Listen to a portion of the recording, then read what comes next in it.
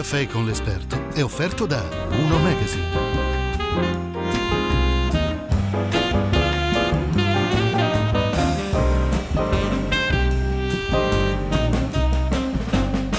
Ben ritrovati ad Un caffè con l'esperto, siamo in Sala Bianca del Caffè Pedrocchi, sono Claudio Campagnolo, ospite di quest'oggi, direi quasi un padrone di casa, perché mi riferisco all'assessore Andrea Colasio, che è assessore alla cultura del Comune di Padova. Nato a Noventa Padovana il 2 novembre del 57, segno zodiacale Scorpione. Si riconosce un po' nelle caratteristiche del segno, dicono che sia un segno un po' enigmatico, che attende sempre di studiare l'avversario prima di fare la sua mossa. Beh, direi proprio di sì. Insomma, anche fare politiche della cultura in una città complessa come Padova significa avere una strategia di gioco che deve comportare la conoscenza delle strategie di gioco degli altri attori. Quindi lo Scorpione serve perché non sei, tra virgolette, ingenuo, ma capisci che ogni attore razionale ha una sua strategia. Noi che vogliamo conseguire una strategia forte su Padova dobbiamo tener conto dei competitor, Vicenza, Verona, Venezia, come dire. E anche in contesto padovano la situazione è complessa. Fare politiche pubbliche significa mettere assieme anche attori in conflitto, dirimere i conflitti, definire strategie, insomma, essere un buon Scorpione è utile. Assessore alla cultura della provincia di Padova, così riepiloghiamo un po' la sua carriera, consigliere di quartiere all'inizio, poi assessore, deputato nell'allora lista dell'Ulivo in quota Margherita, assessore alla cultura nuovamente del Comune di Padova con la Giunta Zanonato e con il suo reggente Ivo Rossi. Sono stati momenti anche un po' come dire, di fuochi artificiali con questi due interlocutori, è così, assessore? No, con Flavio Zanonato il rapporto era molto chiaro, ognuno faceva le cose che riteneva giusto di fare, il rapporto è molto corretto. Sì, un po' più problematico il rapporto con Ivo, nel senso che non vi era chiara divisione dei compiti, questo ha comportato qualche frizione, ma rimane un ottimo rapporto personale. Come sta andando invece adesso con l'attuale sindaco Sergio Giordani? Ma è una sorpresa positiva. Io conoscevo già Sergio diversi anni fa, ne avevo una conoscenza tangenziale. Diciamo che è una scoperta positiva, un galantuomo, è una persona, è un imprenditore illuminato, intelligente, sa applicare nella gestione della cosa pubblica il criterio dello staff, non ha in mente l'idea del comando autoreferenziale, è un uomo che gioca con una squadra e vuole che la squadra definisca una strategia con lui. Abbiamo un rapporto personale molto positivo che ha creato sia con me, ma direi con tutti gli assessori. È un clima bellissimo, io ho avuto diverse esperienze politiche nella mia vita e posso dire che questa squadra, per i rapporti personali e per l'intelligenza di Sergio di creare un clima positivo, è forse l'esperienza più interessante da un punto di vista umano e forse mi auguro anche politico.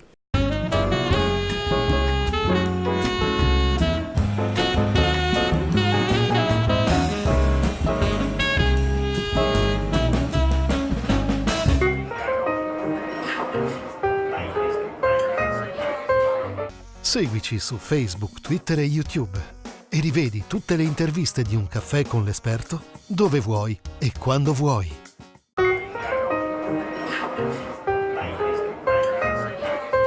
Senta, allora lei è tornato a fare l'assessore alla cultura del Comune di Padova e come primo atto del suo assessorato ha promosso la candidatura della città a patrimonio UNESCO nel 2019. Tra l'altro l'unica candidatura italiana per quanto concerne appunto il 2019. E noi ne abbiamo già siamo già patrimonio dell'UNESCO con l'orto botanico, lei mi corregga se sbaglio.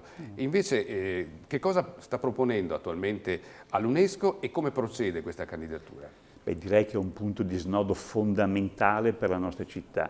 1997, riconoscimento UNESCO per l'orto botanico, il primo orto botanico universitario al mondo. Padova potrebbe essere nel 2020 la sola città al mondo con 2 siti UNESCO. Cosa stiamo proponendo? Beh, stiamo proponendo Padova. Cioè, nel XIV secolo a Padova avviene una grandissima rivoluzione culturale che inizia con Giotto e si chiude 100 anni dopo, esattamente nel 1405, quindi dopo il 1305, quando Giotto finisce il ciclo degli affreschi, 100 anni dopo si chiude con la morte della dinastia carrarese. Cosa accade in questi 100 anni? Beh, già Giotto viene chiamato da Scrovegni perché lo chiama lì, è il più grande pittore del suo tempo. Scrovegni ha chiaramente ambizioni regali, vuole sostanzialmente rappresentare alla città non solo che è un uomo ricco, ma che è un grande mecenate e sta costruendo qualcosa di unico ed eccezionale. La Cappella degli Scrovegni infatti venne aperta al pubblico, nonostante originariamente avrebbe dovuto essere una cappella privata. Cosa accade nel secolo successivo? La signoria carrarese, non certo Scrovegni che muore in esilio a Venezia, prendono il comando politico della città, la modellano a loro immagine e somiglianza. Diciamo che la signoria carrarese è la prima che inventa ante litteram le politiche della cultura. Tutta la città, sia da un punto di vista urbanistico, sia da un punto di vista artistico, viene costruita e modellata per solennizzare e celebrare il loro potere. Assessore, la devo interrompere perché lei vedo che è appassionato. Questo brillante excursus sulla Padova del 300 che abbiamo seguito con molto interesse ci ha affascinato. Ma le rifaccio la domanda, a che punto è la candidatura? Il sito UNESCO cosa vuole? Dice: noi diamo il riconoscimento di testimonianza della civiltà, questo è il senso del patrimonio UNESCO, a quella città che al suo interno ha qualcosa di unico, eccezionale e irripetibile. Abbiamo proposto la candidatura raccontando queste cose qui, quindi i luoghi. speriamo bene a questo punto. Ma direi qualcosa di più. Ma insomma, lo possiamo dire. Dobbiamo dirlo. Le altre città hanno detto: Padova è talmente forte che nel 2019 noi ci ritiriamo, Padova è candidata unica. Diciamo che le possibilità che Padova verrà indicata pertanto dal Ministero dei Beni Culturali come candidata unica UNESCO italiana nel 2019. Siccome dovrebbe toccare all'Italia nel 2019, possiamo legittimamente dire che siamo in pole position. Bene, linea alla regia, torniamo tra breve.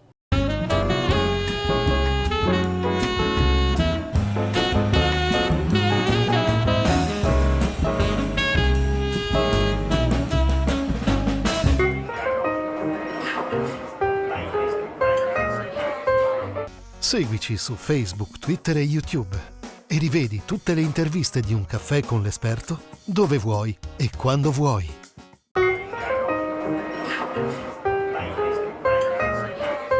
Assessore, in una recente classifica europea che riguarda gli investimenti relativi alla cultura e all'istruzione, l'Italia si è piazzata per quanto riguarda la cultura all'ultimo posto, per quanto riguarda l'istruzione al penultimo, questo a livello nazionale. A livello locale ci può dare qualche parola di conforto? Sì, gli studi comparati internazionali da moltissimi anni ci dicono che ovviamente veniamo dopo Germania, Francia, ce la giocavamo con la Turchia e con la Grecia.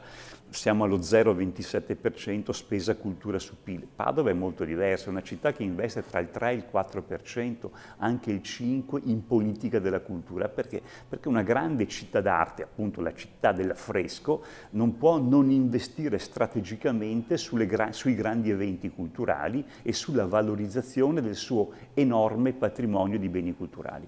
Senta, Palazzo della Ragione ha ospitato pochi mesi fa un evento che ha avuto un grande successo di pubblico, la presentazione del pianoforte a coda più lungo del mondo di un'altra eccellenza veneta, il maestro Borgato, grazie anche appunto al suo interessamento. È stato un evento importante.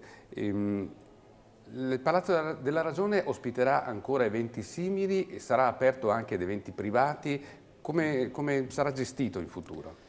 Ma guardate, il Palazzo della Ragione è un museo in sé, come dire, è un luogo unico e favoloso. Io sono assolutamente convinto che si debba trovare il giusto equilibrio tra lo spazio culturale e l'apertura a quelle esperienze innovative e imprenditoriali, magari legate alla cultura come il pianoforte di Borgato. Una serata bellissima, la riproporremo, andremo a riproporre serate legate a quelle imprese che vogliono raccontare il loro percorso professionale in un contesto che è unico come il Palazzo della Ragione. Quindi la risposta è sì.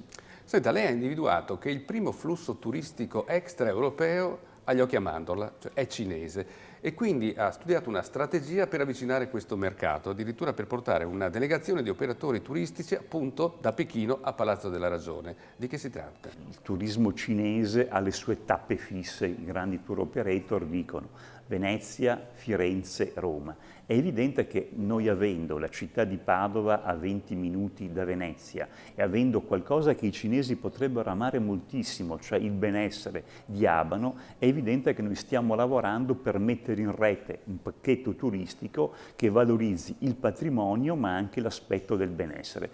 Si muovono 100-150 milioni all'anno di cinesi, intercettarne anche una quota minimale vuol dire far esplodere le presenze turistiche in città. Una domanda e una risposta flash. I finanziamenti stanziati dall'allora governo Gentiloni corrono qualche pericolo oppure arriveranno tranquillamente in città? Arriveranno tranquillamente in città perché noi come amministrazione di Padova dialoghiamo con chiunque al governo e rappresenta autorevolmente il nostro paese. Veniamo a Padova. Padova che giustamente ha bisogno di avere un respiro internazionale, lei l'ha messo nel suo programma e per ottenere questa attenzione da parte del turismo culturale e del turismo tout court, si tratta di appunto mettere a frutto un piano di programmazione e di diffusione sul territorio delle varie iniziative. È così, Assessore? È assolutamente necessario, non è sufficiente avere un patrimonio culturale come Padova ha, è importante che il turista ma anche il padovano possano avere un'offerta culturale diversificata e articolata. Penso al Festival Jazz, penso alla street art, penso agli eventi estivi al Castello Carrarese, penso a grandi personalità come Piovani, come dire, le politiche teatrali al Verdi. Diciamo, la città ogni 4 mesi avrà un palinsesto, un cartellone, un format, prima universi diversi, poi l'estate carrarese, poi RAM, che metterà in rete tutti i grandi player cittadini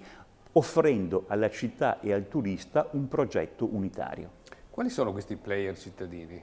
Sono moltissimi, in primis penso alla Fondazione Cassa di Risparmio che è fondamentale, alla stessa Fondazione Bano che in collaborazione con il Comune oggi sta realizzando una mostra stupenda, la mostra di Miro, penso alla Scuola Gershwin, penso a chi mi organizza il Festival Jazz, quindi a Gabriela Casiraghi, penso a chi mi organizza Prospettiva Danza, quindi a Laura Polin. Sono soggetti che ormai sono su piazza da oltre un ventennio e hanno competenze e professionalità che ci permettono di articolare e diversificare per generi e per luoghi una politica culturale degna di una città europea come vuole essere Padova. Tra questi interlocutori c'è anche la signora Coscia, che è la celebre organizzatrice della Fiera delle Parole, che lei ha definito in un'intervista del 2016 un bulldozer difficilmente arginabile, un po' perché la signora insomma invita degli scrittori, o invitava quantomeno degli scrittori orientati politicamente in un verso ben preciso. Ecco, onde evitare di spaccare la città in due, la prossima edizione della Fiera delle Parole avrà un respiro pluralista o rimarrà sul solco delle precedenti edizioni? Ma no, assolutamente, Bruno Coscia è una persona intelligente. Avevo detto che è un bulldozer nel bene e nel male. Prendiamo il bene e diciamo che è fondamentale che il palinsesto, gli autori, i generi, i tematismi vedano un pluralismo delle opinioni. Io credo che Bruno Coscia su questo sia assolutamente allineata con il sindaco e con me. Si tratta di garantire un'offerta culturale altissima, qual è la Fiera delle Parole, sono oltre 300 eventi, decine di migliaia di presenze e al tempo stesso far sì che la Fiera delle Parole sia un momento di confronto anche tra opinioni intellettuali diverse. Siamo al Pedrocchi, so che lei ha tirato le orecchie alla gestione del Pedrocchi, pace fatta, che rapporti ci sono ultimamente? Ma io non ho mai neanche fatto la guerra, ho solo difeso la legalità, nel senso che il Pedrocchi è un grandissimo bene culturale, un luogo simbolo della nostra città, è fondamentale che chi lo gestisce abbia il carico e la consapevolezza della responsabilità. È un luogo, diciamo, che quando gli appelli con quel pazzo visionario di Pedrocchi lo hanno progettato, volevano fare il più bel caffè del mondo, lo hanno fatto, noi siamo eredi di questa ricchezza. Hermes Fornasier è un grande imprenditore, la sua struttura gestisce il Pedrocchi in modo notevolmente positivo, credo che i rapporti saranno vieppiù positivi negli anni a venire. Bene, grazie ad Andrea Colasio, Assessore alla Cultura del Comune di Padova, grazie a voi per averci seguito ancora una volta qui ad Un Caffè con l'Esperto, alla prossima!